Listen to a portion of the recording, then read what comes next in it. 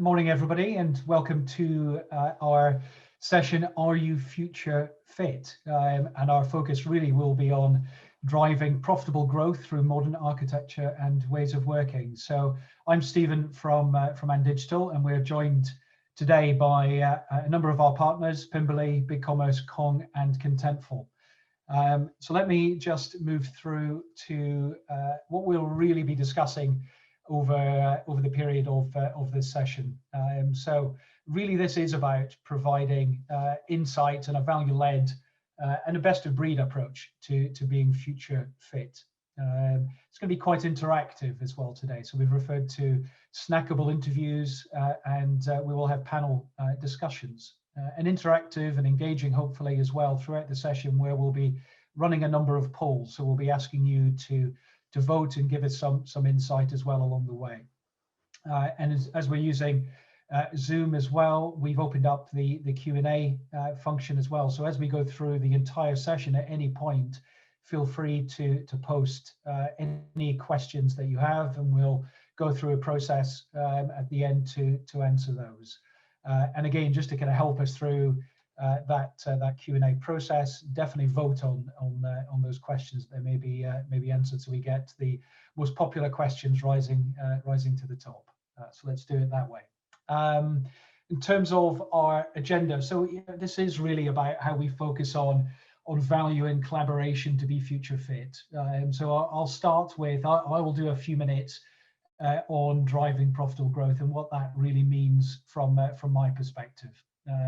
We're going to then get into some architectures, and from Stuart from And will talk a bit about best of breed architectures, and then we'll get into a number of our really interesting sessions. We're privileged really to have people from Benson's for Beds, from Rafa, from Gilmarine, and from Kong to take us through a number of their insights and their approaches.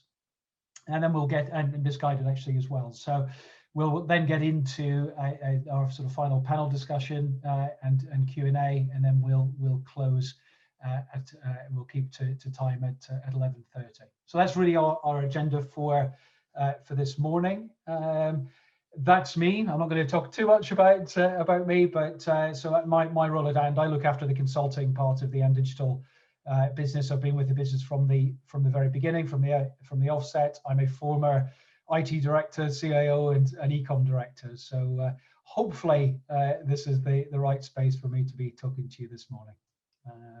So driving profitable growth, really fit for the future, and what that means. I've really kind of looked at this from the perspective of how I interpret this, and when I work with our clients, and when I have discussions with various ecom directors and CIOs and CTOs and marketing directors, what does this really mean in terms of the approach that we want to focus on this morning? So the first thing is this idea of setting out your North Star, being really clear about where you're headed, and invest in laying the right foundations now. The reason why I've got the picture of Scott Jurek, the ultramarathon runner, there to the side, this is about, for me, about building the core fitness now, about doing all the hard work, all the hard graft, getting the training in early, so that you're able to run the marathon and run the ultra marathon in that more sustainable way, so that it's not just a case of leaping to the answer too quickly. So this is about progressively, sustainably, in a very much a cost-effective way, getting to a place where all of the foundations are in place to accelerate business performance, and doing all of these things at pace. This isn't about doing a serial approach to improvement of your platforms and applications. It is also about agility in every sense. So not just agility and agile ways of working from a technology delivery perspective, but in terms of how the business prioritizes change and features, how it thinks about customer experience, how it thinks about the things that really are going to make a difference in a market that is changing every single day and hard to predict. So being able to introduce that level of nimbleness, really to kind of deliver that level of value. Focusing on the old and new, it's really easy to get carried away with the front end change and customer facing experiences, which is absolutely right that should be the area of focus and pace and energy. However, the opportunity to run almost that dual track way of working and operating with supporting and operating the old while really focusing on delivering the new, and then passing all of that new into that sort of support arena. So that dual track running is really very important.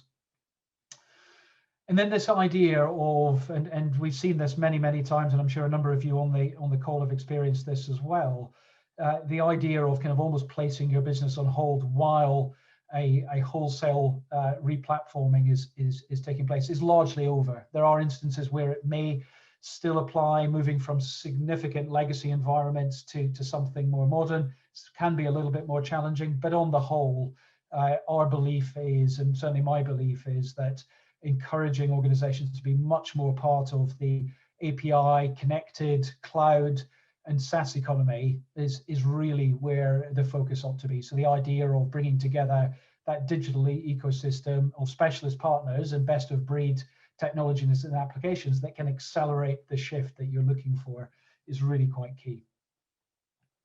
And then sort of finally, really from me, this idea of being nimble and agile and actually focusing on the new and the old at the same time and putting the foundations to operate at pace can really only be done if you also focus around building your own team. So this idea of owning your IP, of being digital in the inside, of being connected across your business, across your enterprise. Who knows your business better? Who knows your market better than you yourselves? So actually getting to that place as soon as you possibly can where it makes sense, and using your partners to augment your teams to accelerate where you want to get to arrive at the right North Star. So that's really kind of the context that I wanted to kind of just tee up the conversation. I think a lot of our speakers today will focus on a number of these areas in a lot more detail. But for me, those are the areas that from a perspective of being future fit, really kind of underpins, I think, what we'll talk about for this morning. So I'm going to pass across now to Stuart Barker, who can talk about modern architectures and best of breed. Thank you for that. I guess a quick introduction about myself. So I'm Stuart Barker. I lead our technology consulting practice here at And Digital. I've got, for my sins, over 20 years working in digital. In fact, I think it's this year. So one of the early projects I worked on, DIY.com for B&Q, celebrates its 20th year of being live this year. So that's how far back I go in terms of being involved in kind of digital commerce. So that's very much me.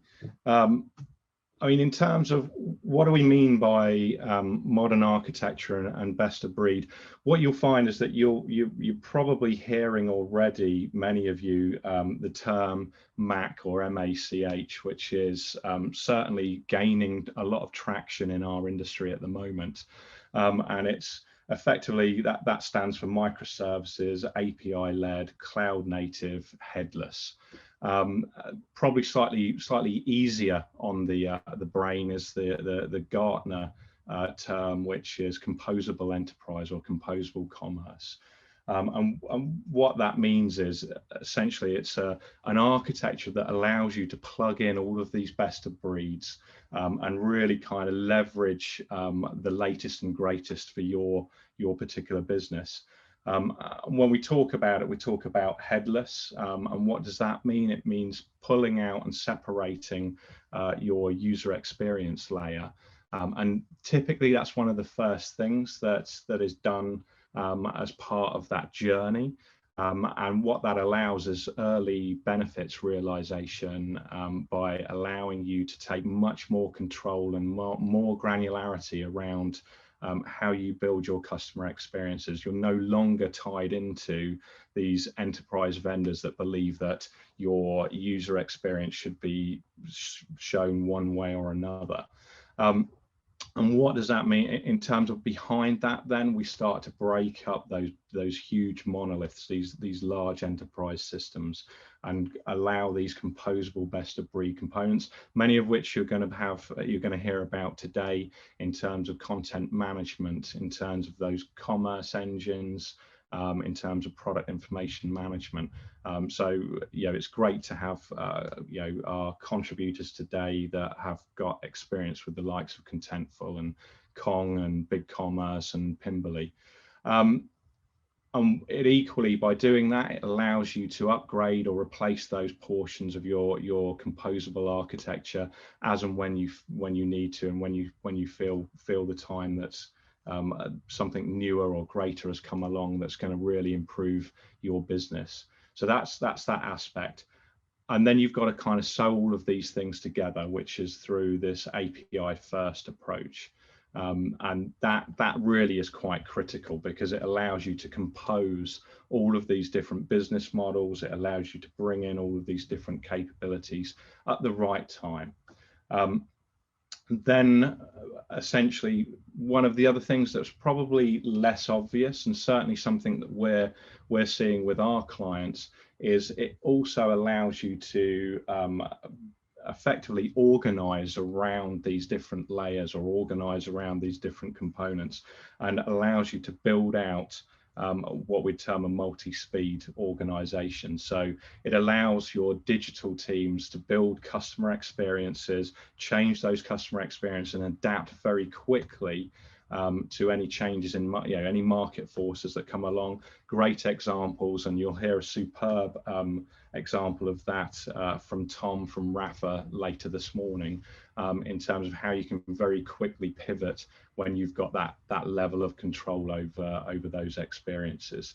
And then behind that API services layer, that's where you've probably got slower moving components. You may have an ERP that sits right deep in the bowels. The last thing you want to be doing is connecting that to the wide, to basically out to the web. And equally, they're the sort of things that are going to take a lot of time and investment. So it allows these various layers and allows various levels of agility across each of those. So that kind of gives you an idea of what we see as a modern architecture, some of those benefits that gives you in terms of agility, in terms of organizational design, and then where you can effectively leverage those best of breed components that you'll hear a lot about today. So that's that portion of it. I think now we're going to go over, I think, our first poll. Is that correct, James? So our first question of the day, and we'll give everybody a couple of minutes to respond to that, in terms of how would you describe your current architectural landscape? Is it headless? Is it very similar to what you see here that I've presented on the screen?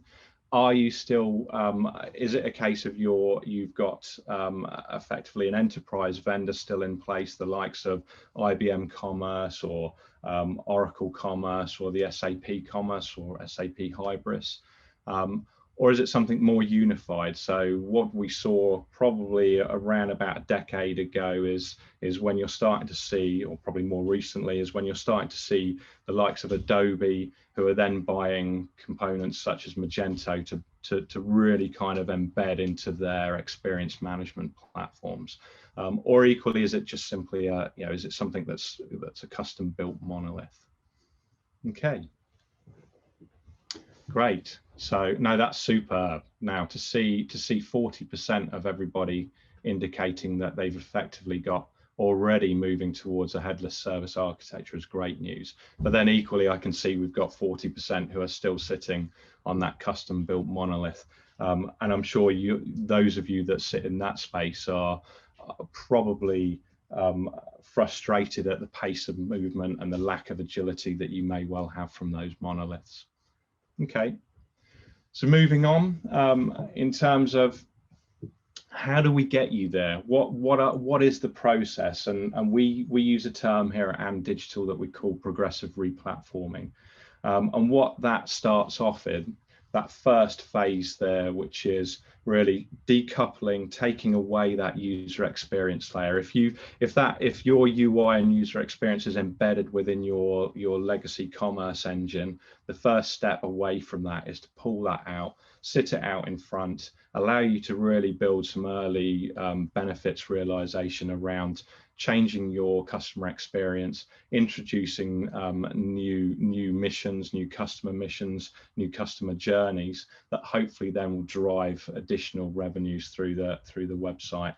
And that then starts to build the confidence with your board, with your stakeholders, to allow you to then start that decomposition process on the back end.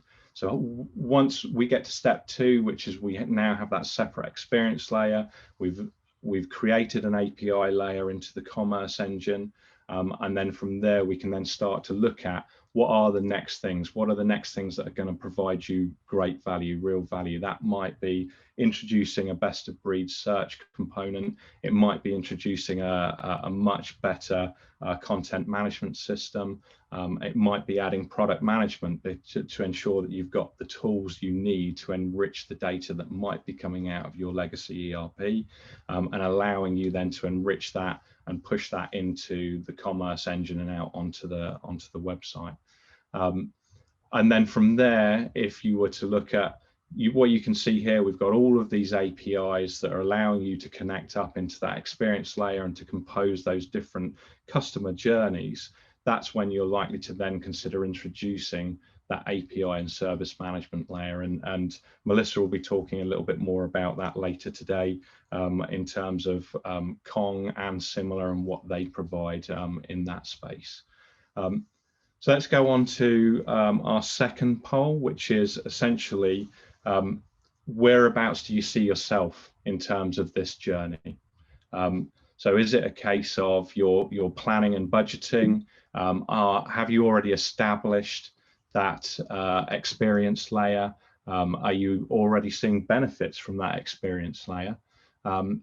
Or are you well on your way already to decomposing that architecture that sits behind that experience layer? And are you starting to introduce all of those best of breed components, or even possibly building your own microservices? Or is it a case of actually you haven't got that far yet and you're still thinking about it? Okay, so that's great again to see 33% of our audience are already on their way to decomposing that architecture, which is superb. And it'd be good to hear sort of, I think, any challenges that you faced along the way and that experience. And certainly when we speak to John later from Misguided, I'm sure there'll be plenty to talk about in terms of where they are on that journey and some of those challenges, and certainly what the process was to getting the board on board with that particular approach as well. Okay, so if we move on, so I'd like to, for our first guest today, I'm joined by Jamie from who is the IT director for Benson's for Beds. Jamie's got a great example actually of implementing best of breed in a quite a challenging situation. So delivering a new e-commerce platform, rapidly demonstrating benefit, and now moving on to leverage many of the services that are available through the vendor's ecosystem there. So Jamie, would you just like to give yourself a quick intro? Yeah. Good morning, everyone. Thanks for having me on. Yeah, as you pretty much said it there, IT director of Benson's for Beds. I've been here about 5 years now. Been through significant growth, consolidation of businesses, through to stock market collapses with a previous owner of the business, a private equity sale, an administration, which is part of the challenge which we've had to go through. And ultimately, the challenge we're all facing into right now, which is dealing with a global pandemic. So it's not been a simple and straightforward 5 years for my time at Benson's, but I'm sure that everyone's got their own stories which are relatively similar to that. Prior to that, obviously some time with Black's Leisure Group and DSG and Brighthouse prior to that. A little bit about Benson's ourselves. Bed retailer for many years. Hopefully most people on the call have heard of us. 180 stores across Britain. Like to see them open earlier than the 12th of April, but that's the date we've got from Boris, and that's what we're working to. So excited to see them opening back up. A strong online presence, and I think part of the story that we've got is is a re-platform onto BigCommerce, which we went live with in July last year, and I suspect we'll talk a bit about that as we go through the conversation today. You can see on there some of the areas that we're proud of in terms of our kite mark around products, so and our specialism in an experience in manufacturing of beds and mattresses, etc. But yeah, great to be here today, and I'll keep the intro short because I know time is of the essence. Absolutely. So thanks, Jamie. I mean, you mentioned there obviously that Bensons have had quite a challenging time, both through the sale and then the recovery. I mean, were the changes to the way you approached commerce operations and developments as a result of all of that? Yeah, I mean, absolutely. We were well down the route of going through the web re-platform, having chosen BigCommerce as our partner, and then COVID hit. So I wouldn't say our investment from our private equity backers is what really caused us to have to change. It was COVID, it was lockdown, it was availability of cash funds, etc., to get the job done. So we had to really relook at our approach and delivering it in a different way. So de-scoping, delivering the minimum viable product. But whilst we went through that journey and it was difficult for everyone, we also, I think, started to really understand what we could get out of the platform and what we could do ourselves, working with the plugins, with the vendors which are already tied into BigCommerce. So I think in a way no one would want to go through that process again, but having been through it opened our eyes, and actually if we were to go through it in the same way, we'd certainly change some of our approaches to the way we did. Okay. And I mean, in terms of that best of breed in the stack, I mean, how is that? I mean, how did you find that using that, and how has that accelerated your ambition and essentially shortened your time to value? Yeah, I mean, we've got a big technology stack because we've got not only obviously front end retail but back end manufacturing and all of the services that come in between, and our approach has always been looking at delivering the right fit solutions, both application and supplier, for us as our size business. Really feel that we've got that right level in terms of where we are from an e-commerce perspective. Right now, we've introduced a number of plugins to the web application as we've gone through, and fortunately they've been relatively quick and painless. Since we went live, we've enhanced, I believe, the customer experience by choosing those right solutions and actually going through the selection and discussion around how we're going to do that with our key contacts and account management, etc., at BigCommerce. One great example of that is bringing in a simple plugin called Shipper HQ, which has just managed to enable us to manage our customers whilst their shopping habits have had changed through the pandemic, etc., to be much more online, much more obviously no chance of people coming through stores. So that's we've had to choose the right solutions for ourselves there, and this morning at 8 o'clock we've gone live with a new payment supplier offer through Klarna, which we've done in a matter of weeks. So we're really feeling that we're getting the value out of the implementation that we put in July. I think the one note of caution which I have internally around that is to make sure that we are choosing the right solutions each time, and not building a huge stack there, which is going to cause us issues around service and support going forward. So we're very mindful of that, but I think we've got the level just about right at this point in time. No, that's great. And I think when we last spoke, you were saying, was it 62 days from initial decision to go with BigCommerce through to go live, which is incredible, absolutely incredible pace. I mean, I think there's time before that, etc. But once we had to go through that process, it was a short period of time to deliver. Fantastic. No, that's great. That's great to hear. And in terms of in terms of that shift, I mean, you've talked about the ability to put those, clearly to use the ecosystems and be able to plug in things very quickly, such as Klarna, such as Shipper HQ. I mean, what other value would you say has been created as a result of this shift? And granted, clearly, COVID obviously has been a huge impact along the way.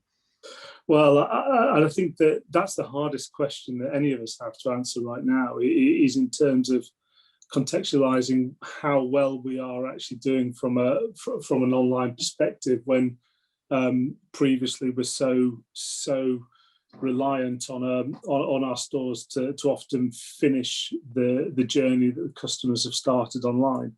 So I mean, our e-com numbers are looking very strong if you compare them like for like and etc. But to me, like for likes, and we have this discussion in our business all the time, mean nothing right now, because we haven't got anything to compare to in terms of how we were trading last year versus now with COVID, etc. So what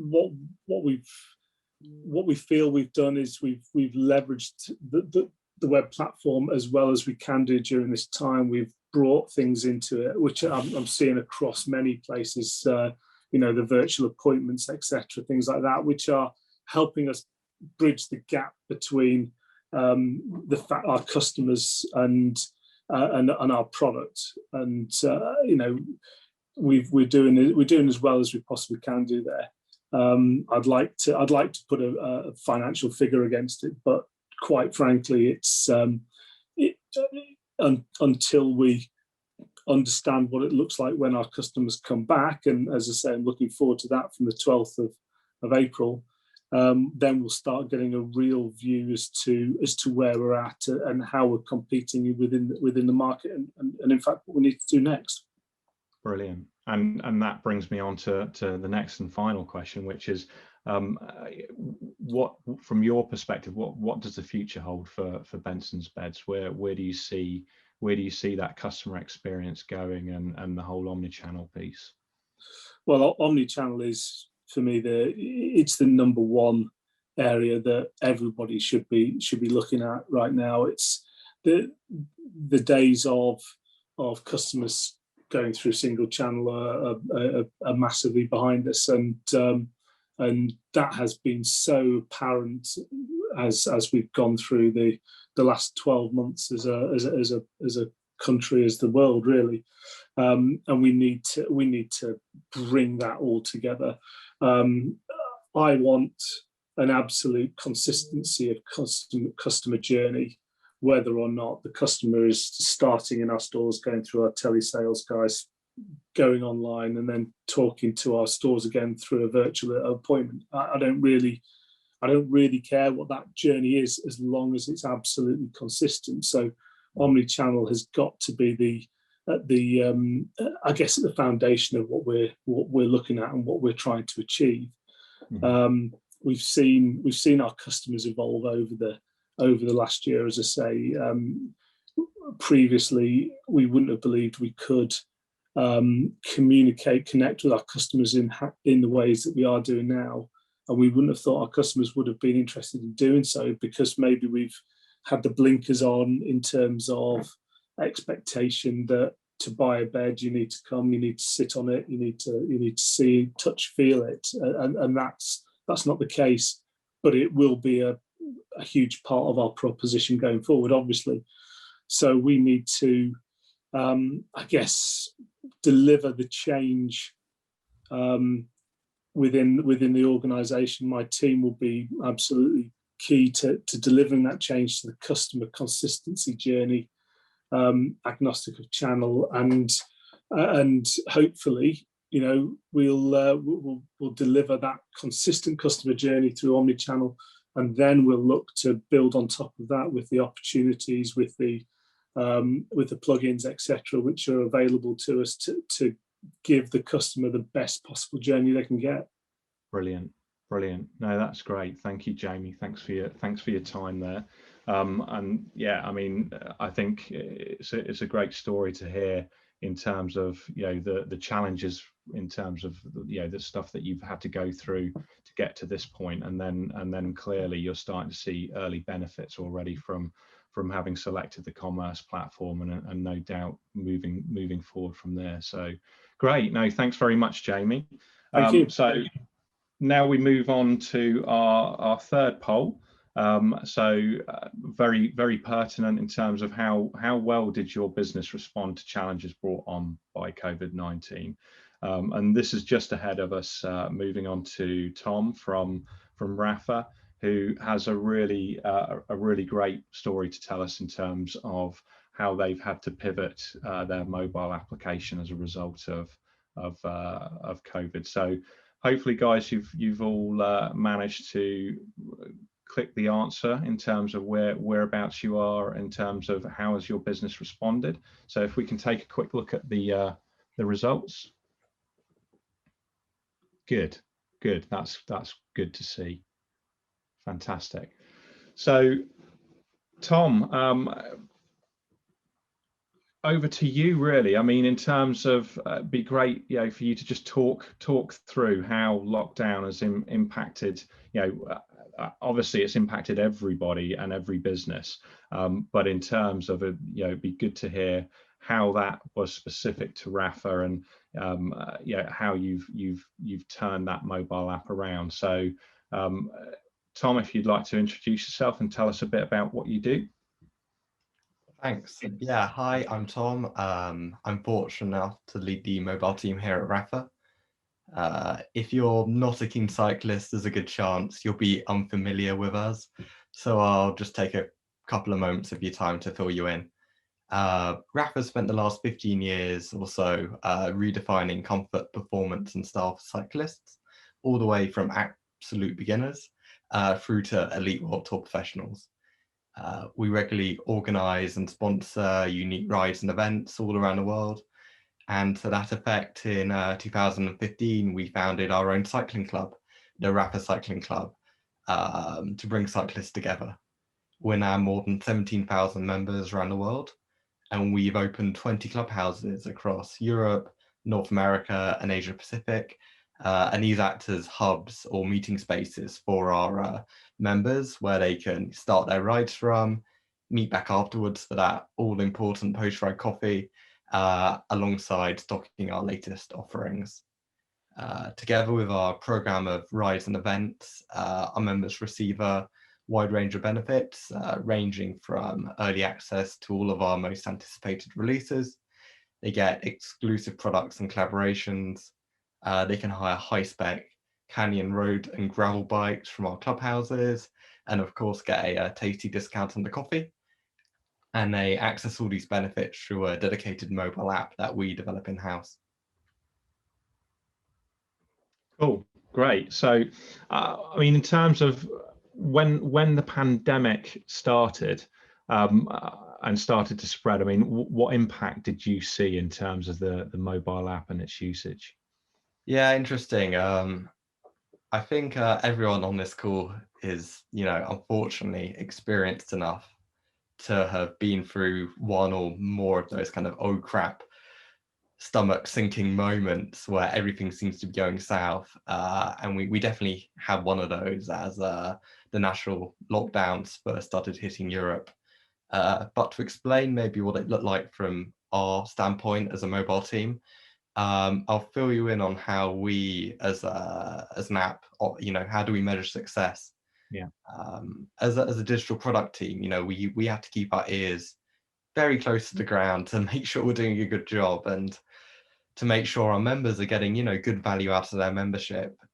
So we do a few things. We do a lot of surveys. We ask a lot of questions. Always try and be listening. But really, the proof always boils down to when the membership comes up for renewal. does the member think they've got enough value out of it to join us for a second or third year? And unfortunately, as you can guess from our standpoint, that can prove quite challenging. Firstly, it's a trailing indicator. By the time someone decides whether to renew or not, it's too late for us to adjust course. They've gone, they've left us. There's no coming back often. Secondly, a year is a very long time horizon. I think we all know how long a year feels after 2020, and we can't wait that long to know whether initiatives are working or not working. So we have to find things that we can measure on a much more frequent basis. They're often known as proxy measures, and these are things that we know have a high correlation to whether a member's going to join us for another year or not. But crucially, they're things we can measure on a much shorter time period. Most of ours are done on a weekly basis. A couple of good examples would be how many or what percentage of our members joined a ride this week. Or for the app specifically, one thing we keep a really close eye on is what's known in the industry as 2 in 7, or of all the users who opened the app this week, how many came back 2 or more times. And as you can imagine, as the pandemic took hold, we saw these numbers drop off a cliff at a frightening pace. Yeah, and how did you decide what action to take, and what were the results of that action? Yeah, good question. I'm a big believer in having a kind of strong, battle-tested decision-making frameworks in place before the crisis hits. So when it does, we can make well thought out, calm decisions. So there are, as part of this, there are a few thought experiments we like to go through just to make sure we're selecting the initiatives that are actually going to drive that kind of long-term sustainable growth and aren't just a reaction to short-term circumstances. And I'll give special mention to a few of those. The first is almost a safety net, I'd say. I think it's so easy when you see numbers dropping to fall into the trap of simply building something to serve the metrics and not your customers. There's a rather fantastic case study I read a while ago, which goes into quite an extreme example of this at a big US retail bank called Wells Fargo, where I believe it was in 2011, their executive team set a goal for the year of attracting a large number of new customers to the bank. A noble goal for a business. But obviously they couldn't wait a year to know whether this worked or not, so they developed a few proxies, one of them being the number of new accounts opened per month. They then communicated this to their branches and they incentivized them to obviously hit the numbers. Fast forward a few months and a few more than a few actually, enterprising branches were opening bank accounts and credit accounts for customers without their knowledge. And they're still suffering the regulatory fallout and legal fallout of this today. But so to avoid falling into this trap, we always have to ask ourselves, what's the tangible upside to the user?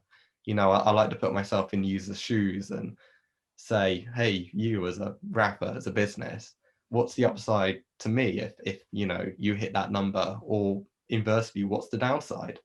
I always think illuminating these goals from multiple angles can be helpful in uncovering some unexpected downsides. Okay, no, that's great. And just talk through as well how essentially with the app you kind of pivoted more towards that lifestyle content and how that essentially moved and increased that loyalty for the brand.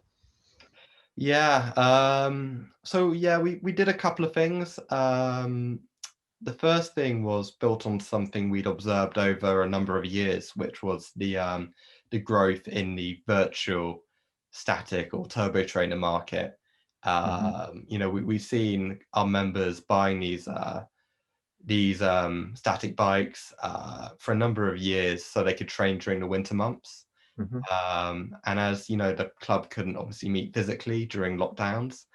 We thought this would be a great way to allow members to meet virtually from the comfort of their own homes. And obviously, it wasn't just a short-term measure. This investment will then continue to pay dividends in the winter seasons to come, hopefully when things start opening up again. The second big thing we did was to really bolster our app offering.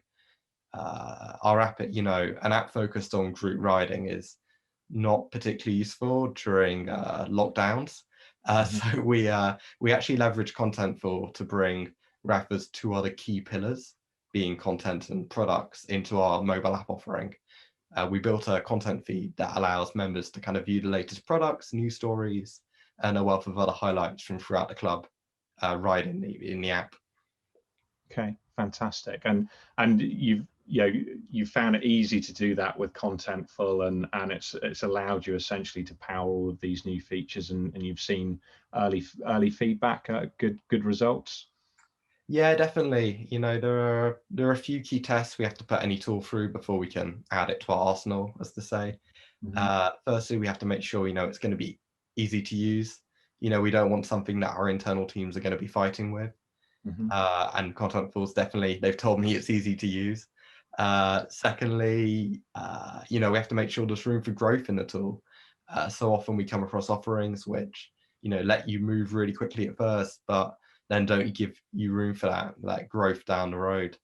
Performance as well. You know, we need to make sure our members all over the world can access the content really quickly. And yeah, finally, we need to make sure it's going to build bridges and not just end up being another kind of internal data silo. We needed to make sure it was really easy to integrate into our GraphQL API so we could leverage this investment across all our touch points. Super. No, that's great. Thank you very much, Tom. Thank you for your time and that great story on how Rapha pivoted and its use of Contentful. That's super. So moving on then to our next poll, just ahead of us, talking to Ollie from Gilmarine about how they've leveraged Pimberley. So let's talk about effectively your product data. Okay, how would you evaluate the current state of your product data? It's a case of do you have all of the data that you need for the website? Is it easily pulled through from your back-end systems? You know, is it just a case of you're currently looking to make improvements? That data could certainly be better. Is it reasonable and you're looking to be doing a bit more around that?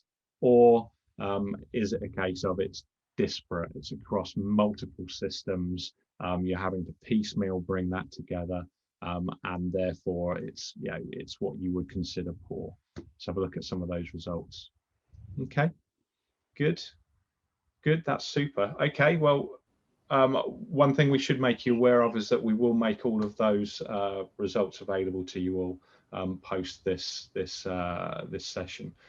So now on to Ollie, who is Global Head of E-commerce for Gilmarine. Ollie has a very esteemed background, having established his own online brand previously and exited that, and has worked with various blue chip retailers over recent years, helping to launch FootJoy's direct-to-consumer capability, and has worked across a range of e-commerce platforms. Most recently, Ollie has been working with BigCommerce and Pimberley to modernize the Gilmarine architecture and launch rapidly across multiple territories. So Ollie, tell us a little bit about what you're up to at Gil.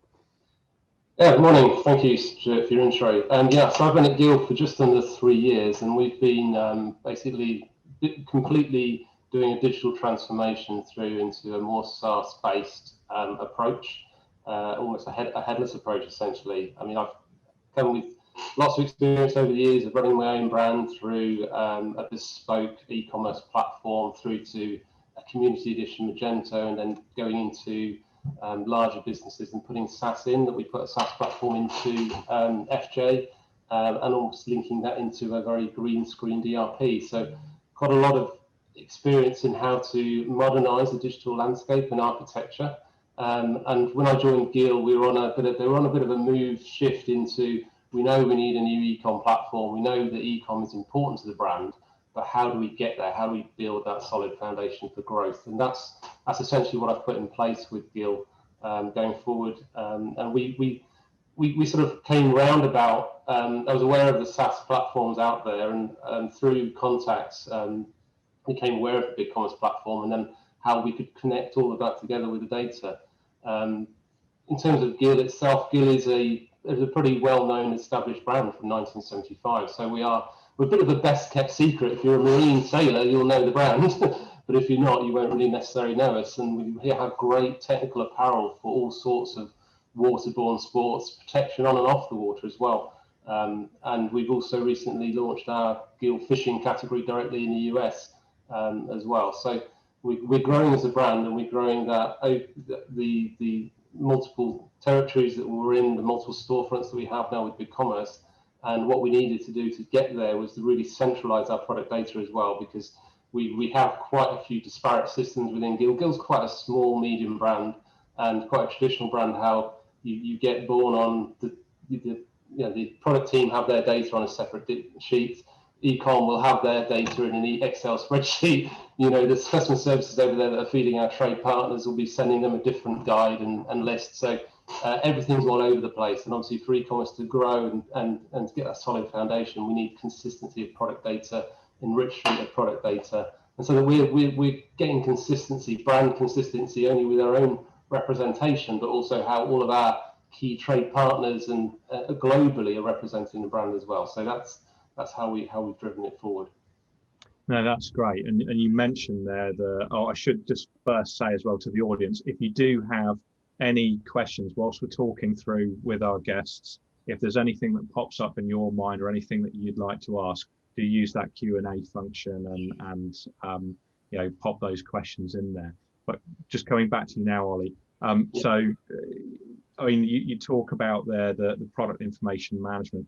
I mean, how do you see that? You said it provides some consistency of brands.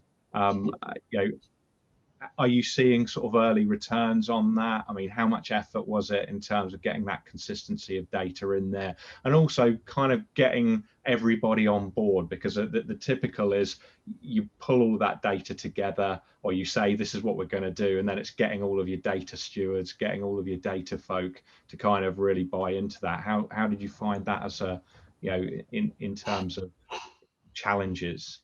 I think with Gil, it's fortunate that Gil has a very good open adoption in-house internally. We're very open to digital retail and the importance of e-commerce as well. So in terms of our ability to bring that together through the various teams and disciplines within the brand, it wasn't particularly too much of a challenge. I mean, we actually, when we looked at the solution stack and we were going down a SaaS route, a PIM absolutely became the central heart of what we needed to do with BigCommerce. And BigCommerce is a superb engine, as Jamie mentioned, in terms of the deployment and the fast fail that you can do with some of the applications. But centrally to that, we needed that consistency of data. So bringing that together was initially took a little bit of time, but we were quite fortunate that we could bring that together in a small team. And we, as an e-com channel, the pressure was to get e-com driving to 25% plus of global revenue. So to do that, we needed that solid foundation. So myself and the team became a little bit selfish also with the system and the product data that we had, so that we really got that enrichment and consistency that we required. And before we opened it out to the product directions and teams and customer services, etc. So it's actually, when we started to look at the job of what we need to put in place, we thought, I've had experience in terms of bigger, product information management systems, etc. And I was thinking, this could be quite an undertaking. But to be fair, putting the data into the PIM and putting the PIM into the BigCommerce piece was actually really quite a simple challenge for us. It's just obviously, you always get those pieces of like, what's your ERP, what's your WMS, what are the other systems out there? But what we've done is we've architected it so that and you mentioned at the beginning, that you architect your solution stacks that you can decouple. Because I know in the US we have a separate ERP to we have in Europe, and we have a different WMS, and we've got a different connector over here. So I know in the future that the bigger, wider picture is to decouple the ERP. So we need to have that solution stack that you can do that, and also the consistency of that data at the heart that is feeding out all of these systems. So, and I think typically it's the integration aspects that cost the most, and that's where most of the effort is. And I think as you see these more modern systems come into play, the likes of BigCommerce, the likes of Pimberley, Contentful, where they have got well-established, well-published APIs, it just reduces that cost of integration. And I'm assuming from what you've just described, that's exactly what you're seeing at Gilmarine. Absolutely. I mean, we were on a previous Magento Enterprise stack, which is a hub-spoke approach to the landscape. I was running 24 websites hanging off a single Magento, whereas within BigCommerce, we consolidated some of those external territories down into one rest of world store and multiple storefronts, but you still have to serve those storefronts with the right consistent data. So we've currently got 7 B2C stores, 4 B2B stores. I'm running 4 apps, 2 B2B apps as well. So all enriched from the same core data that comes out of our ERP globally. So. Brilliant. That's great, Ollie. And I guess one final question is, in terms of with all of this, what does the future hold then for Gilmarine? Where do you see things going from here? I think we're fortunate. We've got the real solid foundation in place now. We're seeing that year-on-year growth from that. The total cost of ownership has been good for Gil. And my challenge from my boss, the CEO, is to get Gil to be 25-30% of global revenue. And I think we're starting on that journey now, and the brand is growing and evolving. We launched our phishing channel within 4 weeks with the storefront and with the tech that we had in place last June. So we're developing that, and now that we've got the solution in place, it's enabling us to go into further channels, not both in terms of our own direct channel, but third-party marketplaces. We're looking at B&M channels as well. So it's just getting Gil out there is not the best kept secret in terms of the product capability, expanding our growth into more paddle sports and water sports, and then bringing that consistency journey through to all the channels that we can now export to. Fantastic. No, that's super. Thank you very much, Ollie. Thanks for your time. Thanks for sharing that with us. We've got another poll that we're about to pop up here, which is around what would unlock the most business value. So is that enabling rapid scaling of your digital channels? Is that enabling faster time to market? Or is it making data available across your entire organization? So if you want to take a minute just to very swiftly answer those, and then we'll move on to our next guest speaker.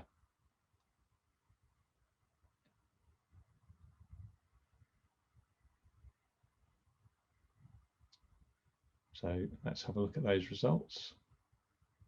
Cool, absolutely. So enabling that rapid scaling of digital channels is clearly out front there. Okay, so moving on then to our next speaker. Melissa joins us as CTO of EMEA for Kong. Prior to Kong, Melissa worked at another industry heavyweight in terms of API and integration, which was MuleSoft. So considered absolutely a veteran of the integration API platform vendors. And today she'll be talking to us about the importance of APIs and unlocking that value as part of that progressive replatforming. So Melissa, across to yourself. Thank you, Stuart. Thanks, everyone. It's great to be here. I'm field CTO of Kong, and Kong is, if you haven't heard of it, we are the service connectivity platform for APIs, microservices, and everything that you need to build that end-to-end connectivity fabric that enables this plug and play approach across your tools and technologies that Stuart was talking about earlier. And in my role, I have the privilege to see the experience across multiple companies, multiple countries and industries as they make themselves future fit. So as Stuart said, I'm just going to share a few insights from what we've seen at Kong across the last few years. And the stories from Jamie, from Tom, and from Ollie have been absolutely fantastic. The slides are going in the wrong direction, which is helpful. So I'm just going to keep talking. The examples from the guys so far have been perfect illustrations of what we're seeing at Kong in the industry as a whole. This constant reinvention whilst replatforming, which is really what it takes to be successful in today's world. A few decades ago, most companies had the same systems, the same applications, a handful of them. You know, the days of purely relying on SAP, the mainframe, maybe a sprawling Oracle database that we'd built this giant custom application on. Essentially, our monolith or our monoliths. Most companies had the same ones as each other. So the way in which companies could differentiate and therefore compete was how they customized the monolith. This is how much you could invest in the time and the cost of your workforce to customize these systems to do things differently from your competitors. This was the era in which the big ate the small. And in fact, this is like, we still see this hangover today, right? The fact that it's such a big initiative across the world to modernize the monolith still, it just shows how much investment has been placed in that heavy customization. Think about, do you remember a few years ago on the high street, we all had a Woolworths. At their peak, they're opening a new store every month. They had 30,000 people employed. They were massive. But in 2009, Woolies went bust. They couldn't adapt post-financial crisis to the new era that every single retailer and business basically found themselves in, because here was the era when the fast ate the slow. It wasn't just about size anymore. This was when cloud and SaaS adoption really changed the game. In fact, the average company today uses 141 different SaaS applications. Now, this really changed the game because you cannot customize a SaaS application, really. You don't even own it. You don't know who's building it. So rather than competing through customization, suddenly all of these new capabilities were available for you to access immediately. So it became all about how quickly can you deliver outcomes to your customers? How much more quickly can you deliver those outcomes, and how much more cheaply can you deliver them than your competitors? Think about the Blockbuster and Netflix story here. Blockbuster were the UK's largest video rental shop. I learned recently, I don't know if anyone watches Jay's virtual pub quiz on YouTube, but I've recently gotten really into it. Learned from that there is still one Blockbuster left in Oregon. But other than that, Blockbuster have disappeared because they could not operate quickly enough to capitalize on streaming and new market opportunities in the way that Netflix have. But we have moved on from this era. It is not good enough just to try and operate at speed. We have to be resilient. This is creating resilience through the principles of a composable business. This is making ourselves that composable enterprise, because we are building digital assets that can be discovered and reassembled to create new capabilities for our customers. Think about it. We're in the middle of this relentless trend of breaking our monoliths down into increasingly small services, microservices, nano services, the list goes on, breaking down our giant business processes into fine-grained capabilities. And it's now not just about what each one of these individual capabilities does in isolation. The way in which we delight our customers is how we assemble and connect these different capabilities together to provide them with a service, to personalize their online experience, to do what Tom so beautifully talked about and give a content feed on a mobile application. This DWP is a great example here as well. We work with them quite extensively. Remember at the beginning of the pandemic last year, you walked into the supermarket and the shelves were empty. There were just people out with their mobile phones being like, I can't find any loo roll. One of the reasons for this was that we saw a huge shortage of truck drivers out on the roads because a lot of them had to self-isolate, and they were needing to deliver a lot more PPE and medical equipment than they were before. So there was a much more difficult fulfillment of that supply chain. But through APIs, through connectedness, DWP worked with the DVLA to automate the issuing of truck driver licenses to get more truck drivers out on the road. The winner in today's world is the business that can customize their products and services.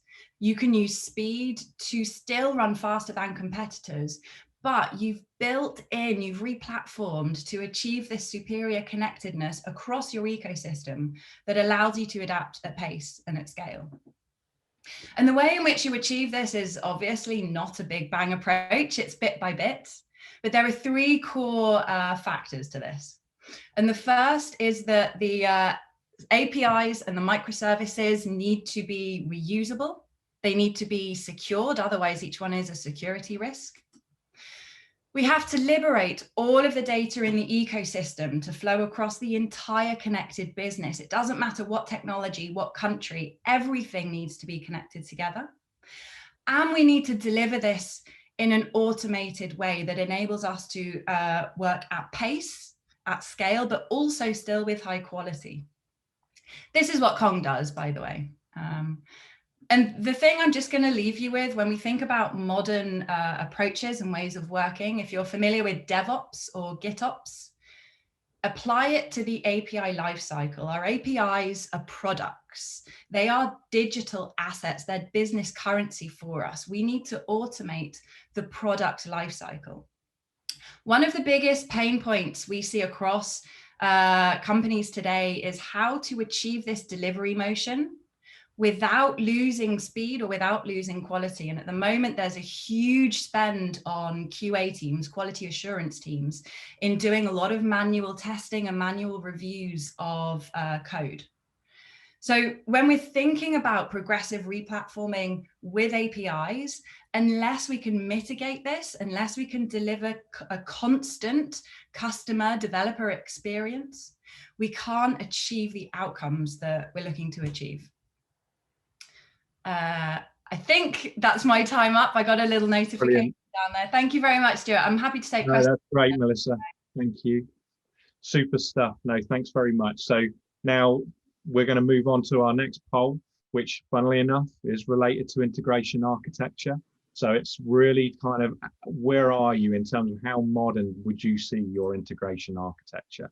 Are you using an enterprise SOA integration platform? Have you deployed a set of APIs and services that you're now using an API management layer over the top to govern that? Are you still currently, or are you looking to investigate or plan and establish a service mesh, which is that next sort of move on from just simple API management and microservices? So service mesh is a new approach to that. Or is it a case of you're still using very much point-to-point integrations? So if you can answer that question, that would be great. And James, who's in the background controlling all of this, if we can have a quick look at the results. Okay, fantastic. So it's a fairly even split across those. That's interesting. Good. Okay, now we go and move on to our final guest. I'd like to introduce John Rignall from Misguided, IT director there. John has worked across a number of major retailers and consulting organizations, and for the past 4 years has led Misguided's IT, who are growing effectively that business, growing from strength to strength. So John, would you like to give us a quick intro on Misguided and what you're up to there, and the key challenges that have triggered your decision to start that modernization and progressive approach? Yeah, sure. And I think someone's going to click on my slides. Yep. There we go. Yeah, a busy slide because Misguided is busy. So good morning all. Thanks for having me. And yeah, so Misguided is a UK-based privately owned business, only 12 years young.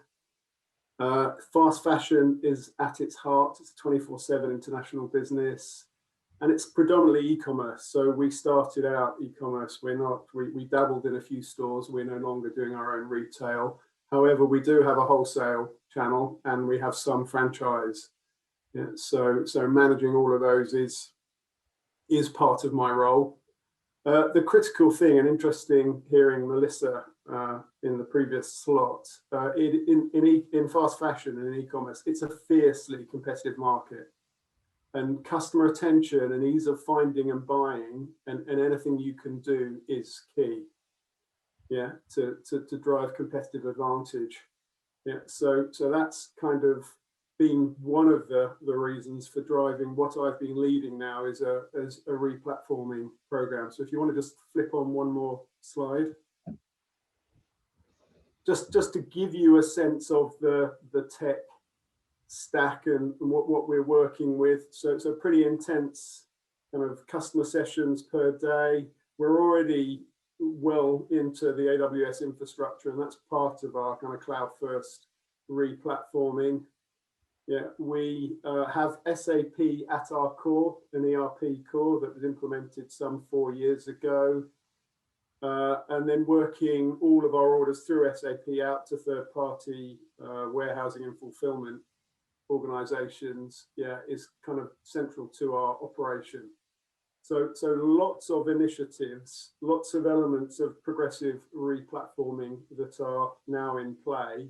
And what I wanted to do, aided with some sort of a Q&A process, is just give you some insight into where we're at and some of the challenges that we faced while we're re-platforming our e-commerce stack.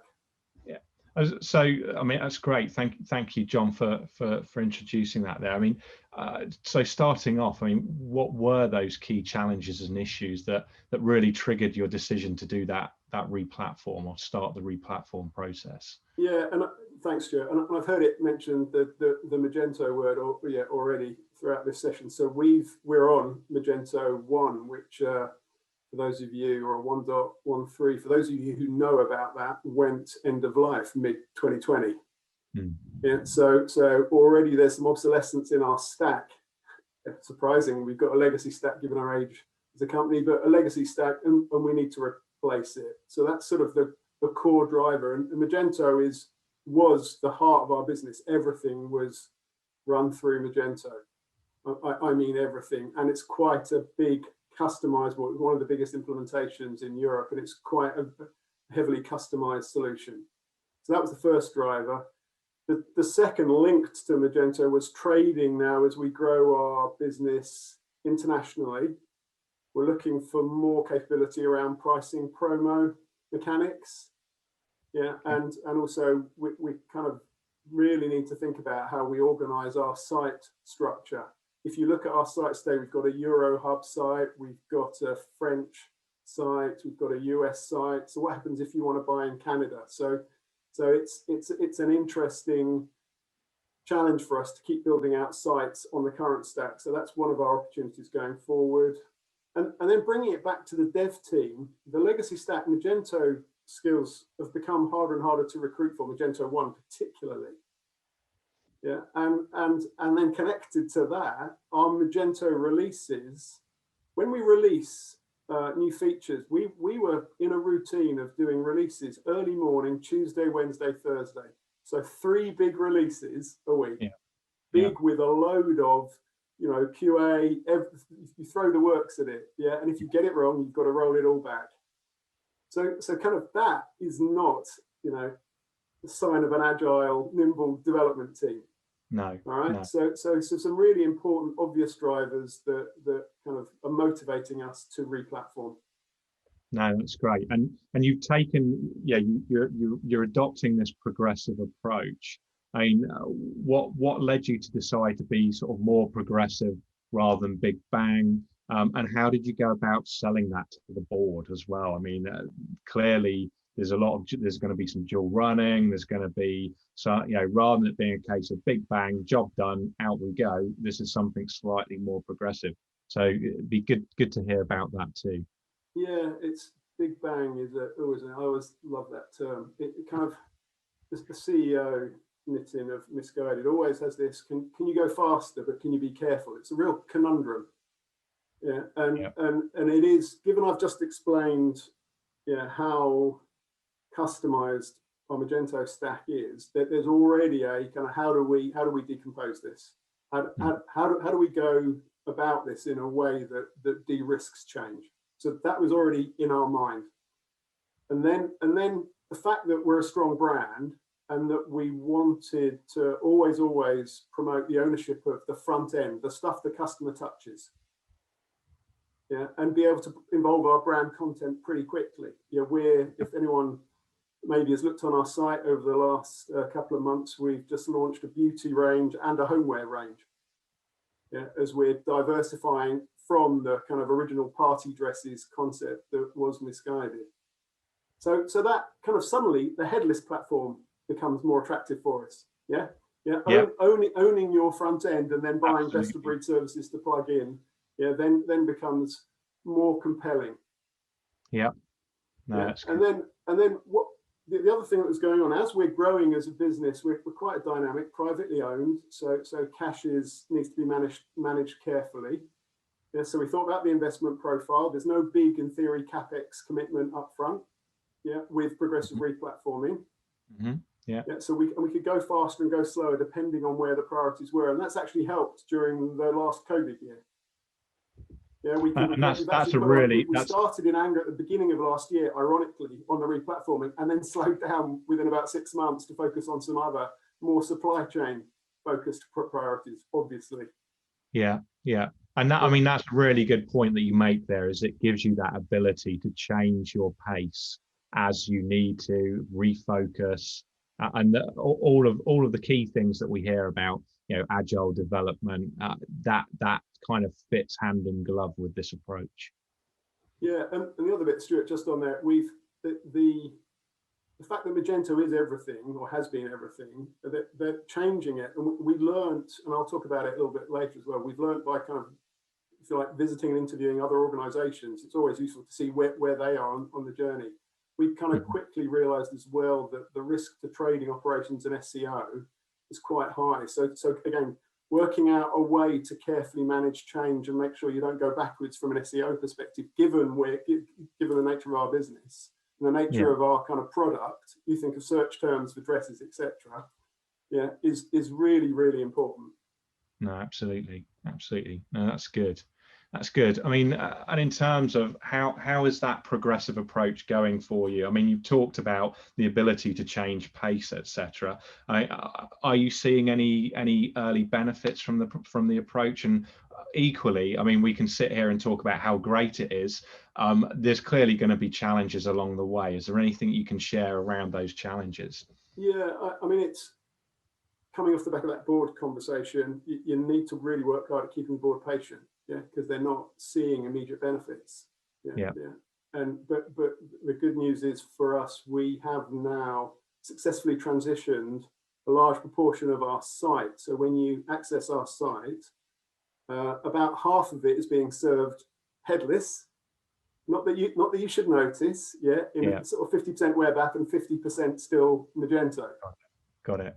All right. Got it. And that's been tricky. I mean, the benefit is we're starting to see page load, page performance improvements, which is one of our business case rationale. So I am edging the team closer to sub 3 second page load average performance, and some of the other metrics that we know Google is going to start looking more actively for.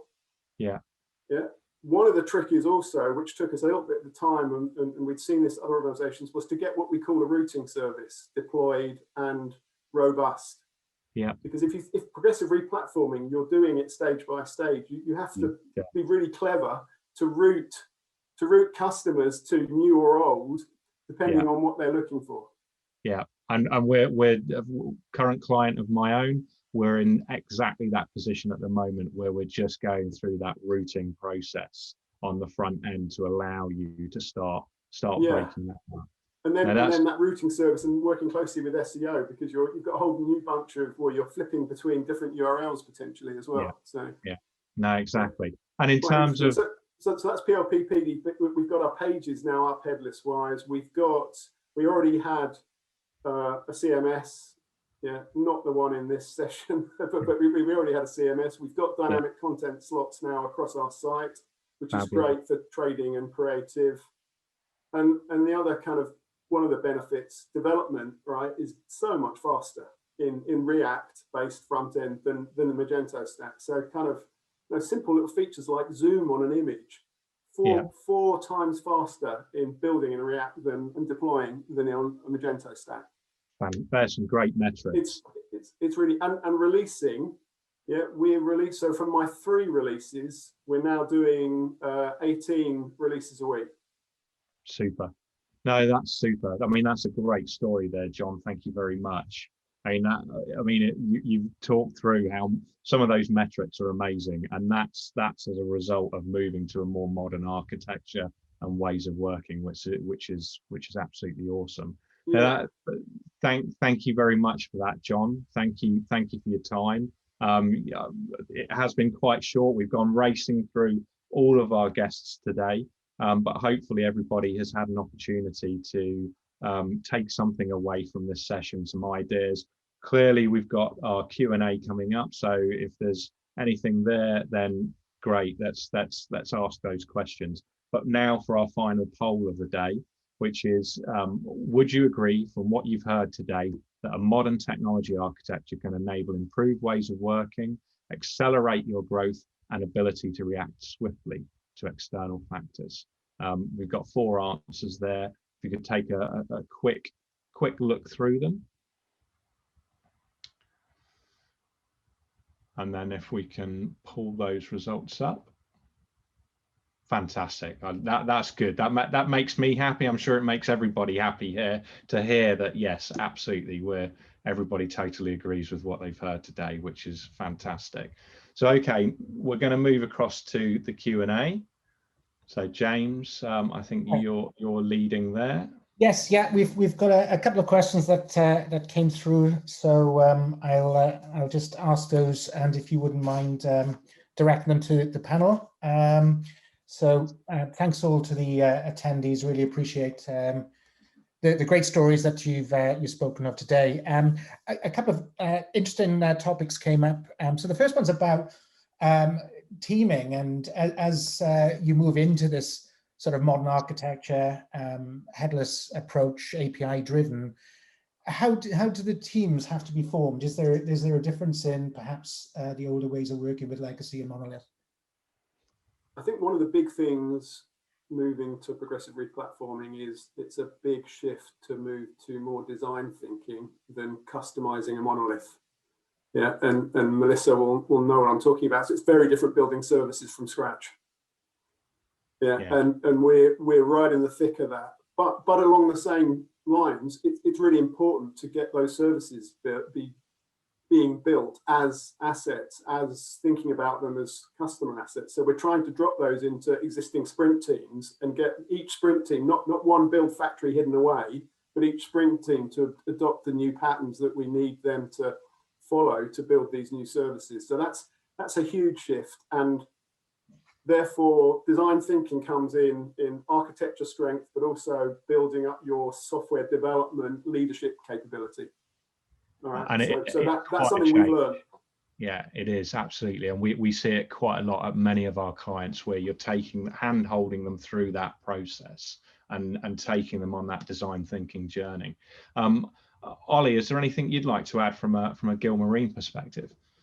I think from our point, it's just the education through the internal piece of the business, just to everyone is more on board. I think I mentioned that we're all more on board to become more digitally driven. So I think it's just bringing people along the way. I mean, we were fortunate enough to have a really good support process with BigCommerce and the guys at Pimberley, and as soon as we integrated that into the senior team as well within Gil, everyone was drinking the Kool-Aid of SaaS. So that's really the benefits, and those soon very quickly outweigh where you're at with a monolithic type system and any sort of bespoke development. I mean, our key thing has been, we've always spent so much time prior on a retainer that is 80% keeping the lights on and firefighting, whereas now we've got the ability to spend time on what actually makes a difference to the business, what I and the team enjoy doing. It's a bit sexier in terms of all these quick plugins and fast fails and things you can do. You've got to be careful. I know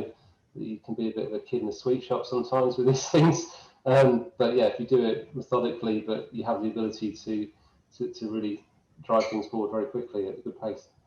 And it's really interesting. You make that point about kid in a sweet shop, and I think Jamie, just moving across to you, Jamie. I think one of the points that you were making was exactly that, where it was avoiding, with all of those external services in that ecosystem, is really it's a case of avoiding going too mad in that sweet shop. Is that right? Absolutely. I think you could tie yourself in knots if you really go down the route of, oh, I could do this, I could do that, I could do the other. You still got to understand why you're doing what you're doing. You need to understand what the benefit is you're going to get out of it. And it's too easy. We risk it becoming too easy for ourselves to deliver for the business without the business really thinking about what it is they want. So that whole process of understanding the requirement, understanding what the benefit is going to be to the business, and as I say, bringing that back into the customer journey and not confusing is absolutely vital. And those decisions on what you're doing should be data driven, and then metrics the other side of it to make sure that what you have done is the right thing. Yeah, absolutely. You need to be able to determine if you've succeeded. Brilliant. Tom, I think we've got our next question is for yourself. So, James. Yes, it's from an anonymous attendee, but thank you for your question. So, once you had to pivot with how you were using the app at Rapha, it seemed that during the early lockdown, everybody was going mad for cycling. Was it evident in Rapha's retail sales? Did you see any unusual peaks? And I think Tom, I'm just going to add something into that, given that we've spoken about customer experience and customer engagement when we were interviewing you for this attendance. I think you talked about that 2 in 7 metric and then connecting that to actual sales and retaining sales. So it's a great question from one of our attendees. Yeah. To be frank, we did see an uplift, not only during that initial lockdown period, but it thankfully has been sustained. It is sustainable growth, not just kind of a short-term blip by the looks of things. It's funny, cycling seems to go through these cycles where we see these growth moments in the kind of face of wider economic headwinds. It seems to be the opposite of what everyone else is experiencing. And what's quite interesting is a lot of the growth hasn't actually been from new cyclists. It's been seems to be from individuals who maybe already have a bike or already comfortable on the road, but cycling is becoming kind of more central to their day-to-day life. I think with any kind of growth opportunity, you've got to make sure it's the right kind of growth as well. You don't want to, it's easy to grow your revenue pretty quickly. What's that old saying? Revenue is vanity, profit is sanity, cash is reality. If it's not sustainable growth, and if it's or if it's at the detriment to another part of the business, it's pointless growing your sales if the average order value and maybe the order volume is going down. Okay, no, that's good. One for Melissa now. In terms of, we've talked about, if you like, the new trend of Mac, the microservices API first, cloud native, headless. From Kong's experience, what have been the key challenges to seeing, if you like, that API adoption in many organizations? What are the things or the key things that you've seen that have been needed to be overcome? That's a great question, Stuart. How long do we have? I think I'm going to pick out 2 here. There is challenges from the technology side. I think, as we all know acutely well, there is this increasing speed with which new technology is released, and we need to keep replatforming so that we can support it. There are different, like whether it comes to the software development lifecycle or like the operational aspects or any part of it, there's very different ways to be successful in older infrastructure and in newer infrastructure, like containers, for example, Kubernetes. This is it's a movement. It's got like a real strong emotional attachment from a lot of people. There's very specific correct and incorrect ways of behaving in a Kubernetes world that are totally different to other things that you'll be used to. So the first challenge that I will say is just making sure that you're not focusing too much on one type of infrastructure at the expense of another.